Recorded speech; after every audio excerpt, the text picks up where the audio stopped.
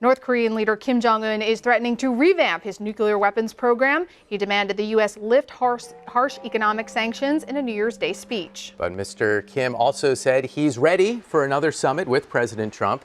His comments come as denuclearization talks between Washington and Pyongyang seem to have stalled. For more on this, let's bring in CBSN contributor Isaac Stonefish. He's also a senior fellow at the Asia Society Center on U.S.-China relations. Isaac, good to see you. Happy New Year. Happy New Year. What did you make of this speech? I thought Kim did a good job of both playing to his base, the North Korean people, 100% of them who support him, of course. Good ratings? Good ratings, yeah. By talking, most of the speech was about the economy and about trying to prioritize the North Korean economic situation. But he also did send messages to the United States and South Korea. South Korea was more of an olive branch about wanting to work together. For the United States, it was more, if you guys don't make concessions, we're not going to make concessions. Well, if we don't lift sanctions, will he again start testing ballistic missiles? And also, what do you make of this suit? Is there a political message in his ensemble there? So I did like the bar mitzvah boy suit. I thought it was very professional. I think he was trying to communicate that, yes, North Korea has this impression globally of being a very weird place, but he knows how to play it like the international banker finance outfit that he was wearing. I think in terms of the specific issue of sanctions with the United States, I think what Kim Jong Un wants is more of a outreach, more of an olive branch, more from the U.S. before he makes concessions. And North Korea has always been excellent at playing really well with the very meager hand that it's dealt, and I think this speech is another example of that.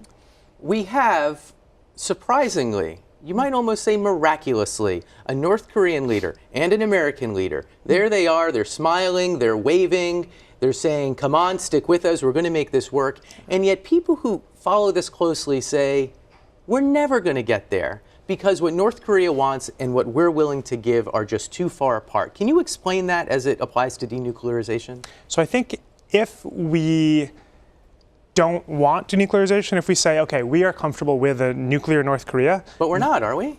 We say we're not. Okay, let me stick with your hypothetical. Okay, yes. If we are. If we, even though we say we're not, if we are, then what Trump did in 2018 was fantastic.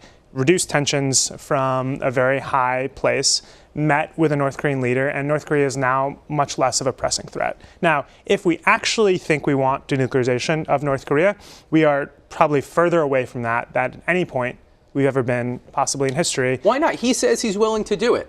Why won't we give him what he wants? What does he want, and why won't we give it to him? He's saying he wants denuclearization of the Korean Peninsula.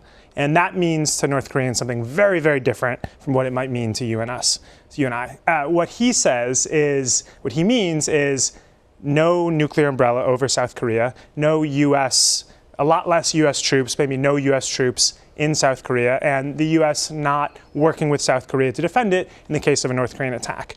What we want him to mean is, okay, no nuclear weapons in South Korea. There aren't any nuclear weapons in South Korea, and therefore no nuclear weapons in North Korea. But that seems basically impossible. So I think we have to decide. I think we are in this sort of cognitive dissonance state where we're allowing this idea of, oh, we are going to denuclearize, but it's not going to happen.